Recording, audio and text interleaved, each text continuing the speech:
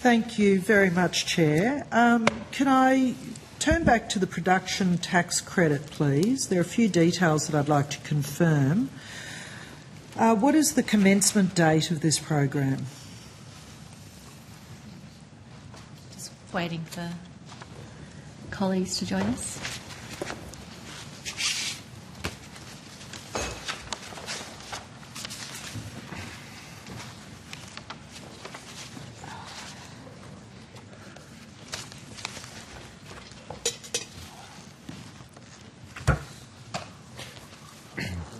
Senator Peter Chesworth, the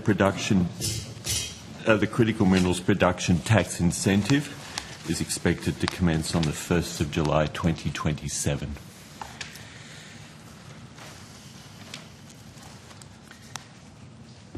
In the roundtables that you've done with industry, did you ascertain if you think this is early enough to save Nickel West? I'll take that in two parts, Senator. There is a significant process of consultation to be conducted prior to the 1st of July 2027 to build the production tax credit, and it's a very, very significant task.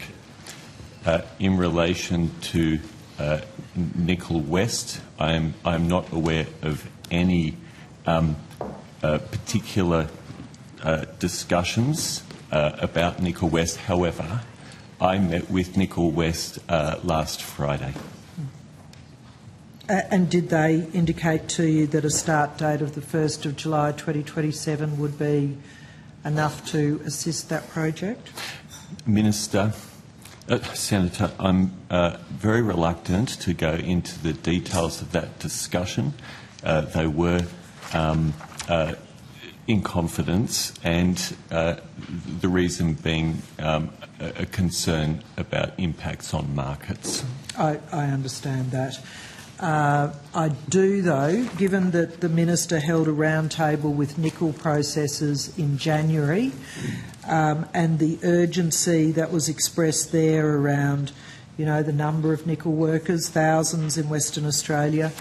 I do think it's important that, given this was an announcement, there was a presumption that it would assist critical minerals players like nickel, which were added to the critical minerals list belatedly. You know that I remind everybody about me writing to the Minister on this last June, and I'd like to keep flagging that. So we've got an announcement, billions of dollars, and yet nickel workers don't have any surety from this as to whether or not it will assist them. I appreciate Nickel West, the specific company. What about the nickel industry more broadly in Western Australia? Well, that's really a policy question, Senator. It doesn't surprise me that the sort of inconsistency in the position has intensified even further. So the coalition is opposed to the production tax credits, but wants them to start earlier. Is that really the position?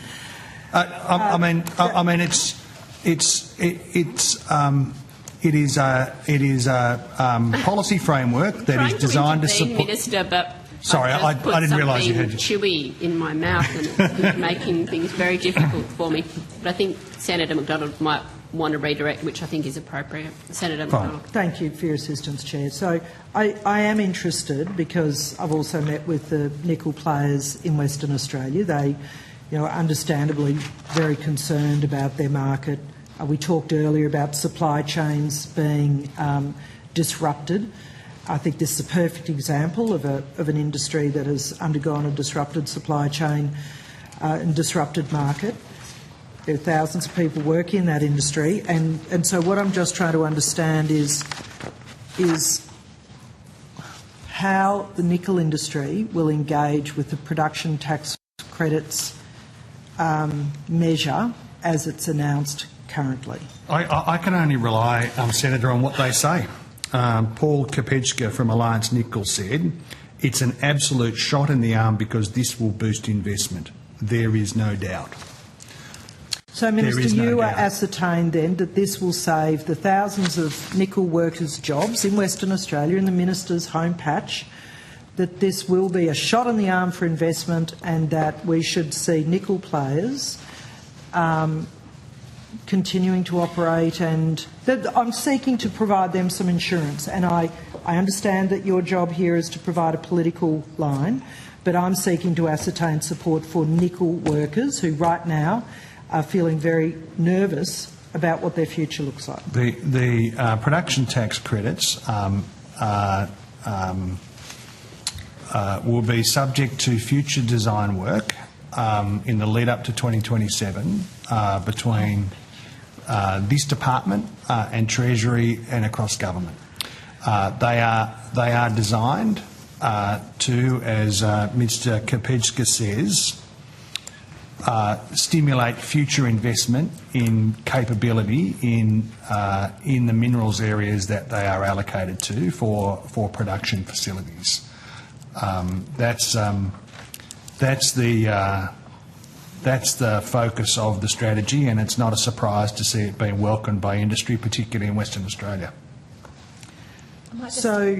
I'm seeking to get department specifics, Minister. I appreciate your input, but could we keep it focused on what is actually happening? So, Secretary, you're going to add to that? I'm just going to add that there's a few different things going on in the nickel market, as you mentioned. One of them is that the nickel price fell pretty low. Thank you, Ms Quinn. I understand the challenges for nickel. What I'm seeking to understand is specifically this policy measure, how nickel players in Australia can expect this to assist them and not have closures within the next 3 years, which is what they were talking about in January. So I was going to say nickel price did fall significantly. It has come back up a little bit, which will support the nickel industry. The government is working on many fronts to support the nickel industry. One is through, we mentioned earlier, the ESG standards and working with others to create a market for efficient and low emissions nickel.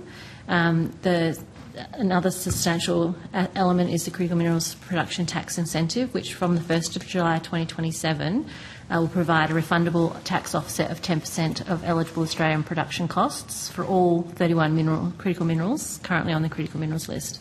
That 10% refundable tax credit will be a significant boost to those existing facilities and new investors looking to bring on new nickel production in Western Australia and elsewhere. We are supporting, the government is supporting through some of the grant programs technological advances for parts of the nickel supply chain to be able to improve their IP and improve their technological capability to remain competitive internationally. There are new developments in technology, which is one of the reasons behind some of the increase in supply elsewhere. So all of that will go together to support the ecosystem. In terms of individual facilities and their long lifespans and the individual commercial discussions, we are in discussions with parties. We are discussing, as Mr Chesworth said, with Nickel West, but we are also talking to other nickel players in Western Australia to see what their issues are and concern them. The announcement of the tax policy will be factored into people's investment decisions, and clearly the government is focused on moving to legislation and defining the details with industry, and we'll be working through that with our Treasury colleagues to work with industry to make sure that there's a clarity and understanding about the tax incentive, because how you define things and what the eligible production is going to matter for that 10% tax credit. So we'll be working with industry to refine that. That will provide them with more certainty about how the legislation will be designed. So from what you've just outlined there, does that mean that the nickel price is a greater impact than a potential production tax credit? They go together. It clearly depends on how much the nickel price moves. This is about providing funding on the production side. So once when people produce, they will get a support through the tax system. I understand that. The revenue obviously matters on the price. We have seen significant changes in the nickel price, and one of the things that we talked about earlier is how can we work with international parties, including the demand side of strategic materials and critical minerals. How can we work to have markets such that they don't have such volatile price movements? Such volatile price movements are not good for either the demand or the supply side of the critical minerals industry. So then there are no details. You're still working on the details of the PTC. So how can you assert that this will provide certainty to industry? So the situation, if you were doing cost-benefit analysis of activities in the critical mineral industry before the announcement and after the announcement, it would be the case that the financial considerations that companies would take into place after the announcement would be significantly improved. Companies tell me that government subsidies don't usually form the basis of their business case development. That is kind of like, does the project stack up outside of that, and then that is a benefit to the bottom line.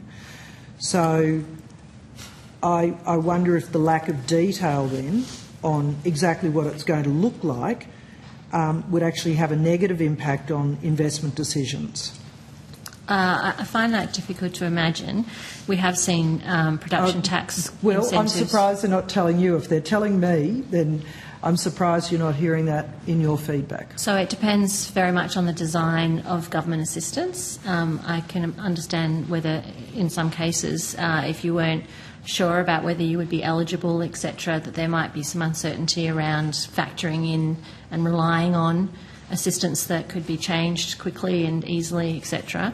The production tax incentives, as the hydrogen side, are designed to be part of the tax system. It will be clear to companies once the specification is being worked through, which will happen as quickly as we are able to work with companies. Once the rules of the tax system are defined, companies will know.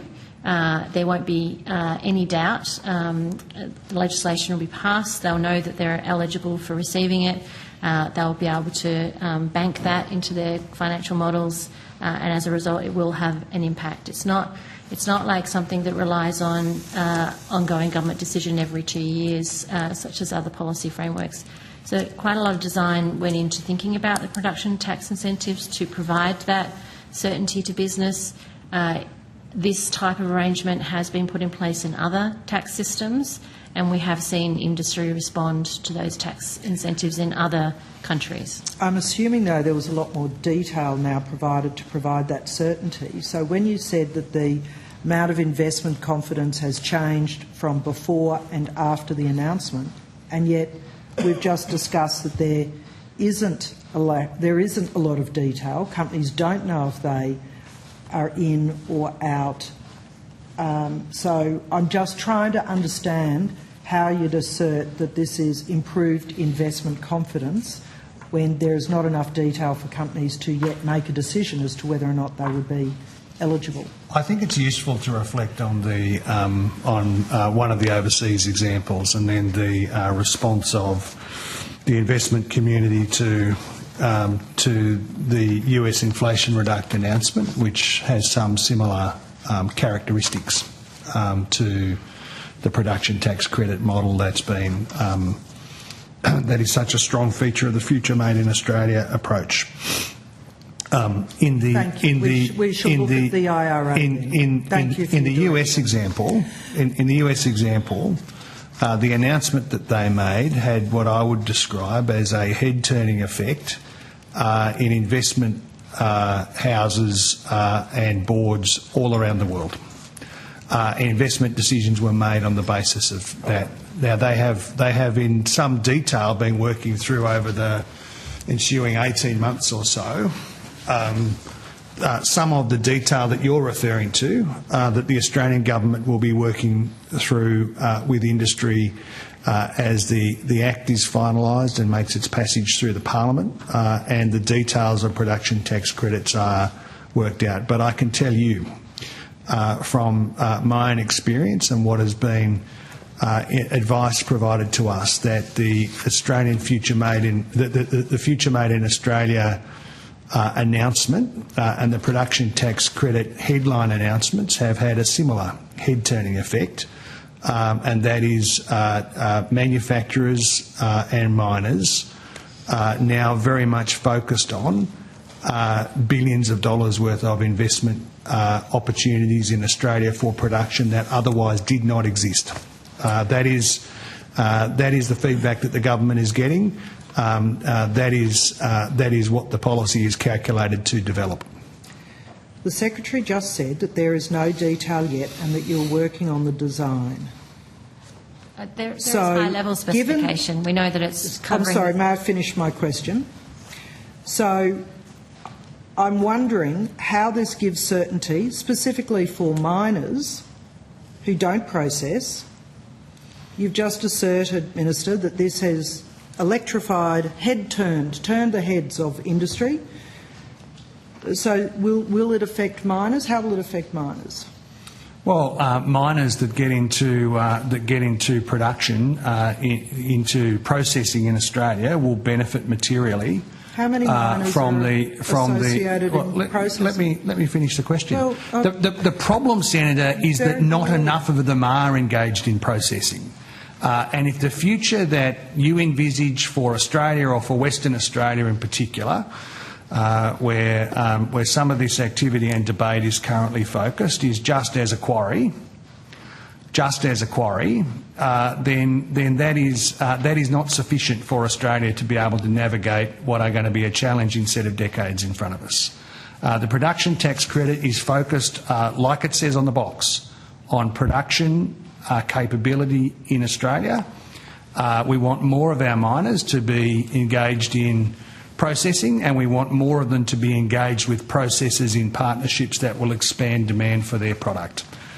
This is all upside. These production tax credits are only advanced to companies that are eligible when they manufacture successfully in Australia, and that requires many, many billions of dollars worth of investment. So can I ask that, so we've just confirmed that this credit is only for processors of critical minerals. If you're a miner who doesn't process, could we clarify what the parameters for processed are? Would it include a concentrator? Or is it granulated nickel briquettes? Where are we up to with that, Secretary? So that is the detail that we're working through with industry to define the categories and make it kind of clear.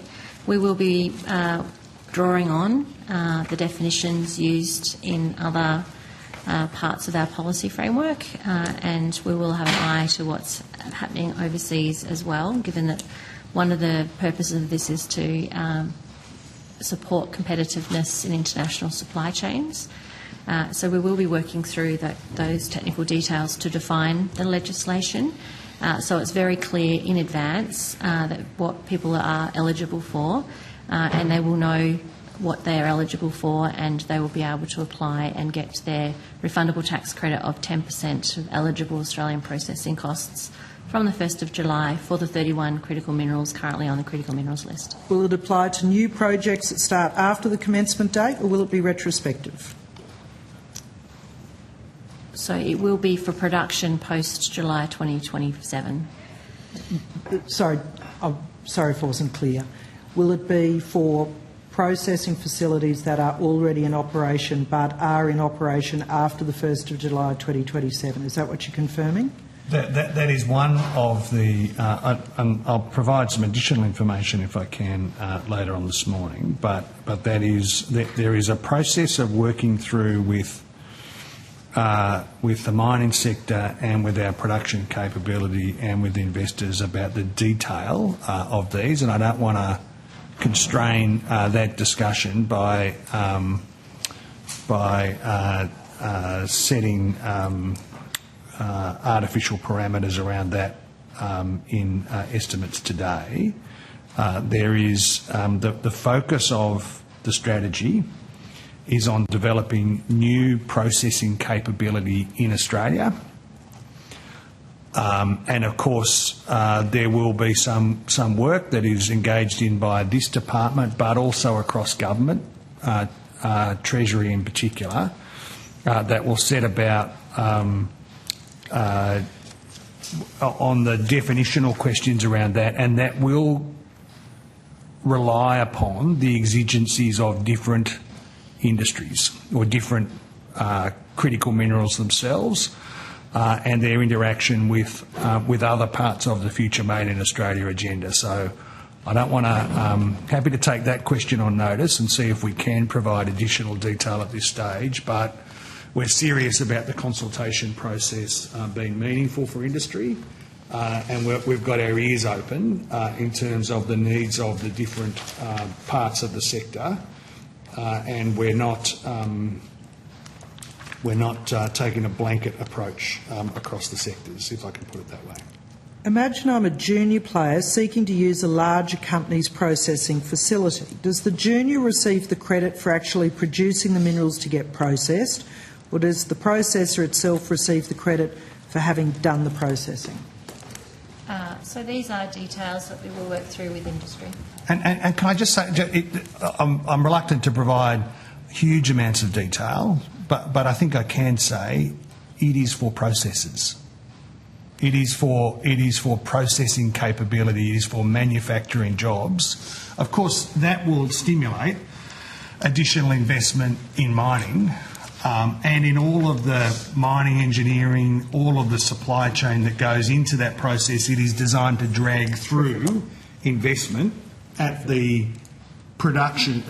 So I keep interchanging production and processing, Senator. I don't mean to be confusing.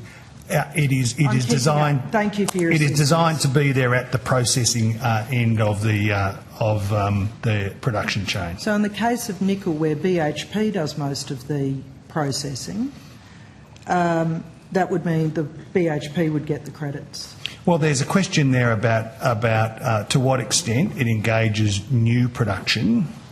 That is new production So it's not investments. New production, it's existing. Indeed. And those questions are the kind of questions that the Department and Treasury will be working through with the sector. It is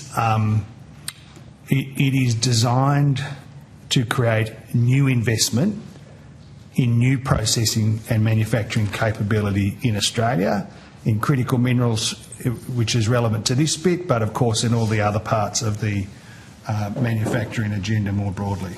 So can I ask, what is the expected legislative time frame, Minister? Well, I hope that means that you're going to vote for it. Well, that wasn't actually the question. The question was, when do you expect you'll be bringing the legislation forward? And I hope it won't be like other pieces of policy where the coalition isn't consulted, that the coalition sees the legislation before when the ink is not even dry, and we're expected to provide support for legislation when we have no answers. I'm just trying to find out, is this something we would support? It'll be provided. It'll be provided that is, of course, a matter for government in terms of when the legislation is provided. But I can assure you, we are very keen for there to be an exhaustive public discussion, and in the Parliament. The coalition will be given every opportunity to work out whether it's for Australian manufacturing or against it, and there will be plenty of opportunity. We're looking forward to the debate. Terrific. So, will it be legislated prior to the election? Well, that's going to be a matter for the Parliament. We've seen other pieces of legislation in the national interest opposed by the coalition in a narrow partisan interest. I'm looking forward to a good debate about this, and I think every senator in the Australian Parliament should vote for it because it's in the national interest. Do you guarantee the legislation won't be guillotined like 14 other pieces of legislation were at the last Senate sitting? As always, that's a matter for the Parliament, Senator, and we will act in the national interest, and we are determined to grow Australia's manufacturing capability, and I'm looking forward to the parliamentary debate. So just to summarise this session before the Chair passes the call, you don't know how the production tax credit will work. You don't know who's in or who's out. You can't confirm that existing processors will receive support. Junior miners who process other facilities through other facilities are left out. There's no detail on how any of this will work. It's a multi-billion-dollar announcement with zero substance, and we don't know when it will arrive before the Parliament for debate and consideration, which just about sums up this government's approach.